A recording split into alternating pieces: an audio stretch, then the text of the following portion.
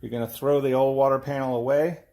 You're going to purchase a new water panel for whatever series whole home humidifier you have. This one's an April Air 700. This water panel fits several of April Air's humidifiers, so it makes it kind of easy. Then unbox the new panel. You just slide it right back in the same way.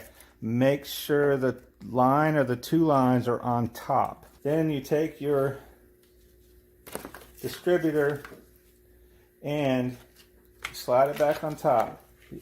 Either which way, it doesn't matter. You want to snap those side clips back together like so. Make sure it's secured.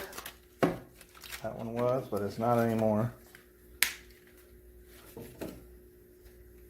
Secured.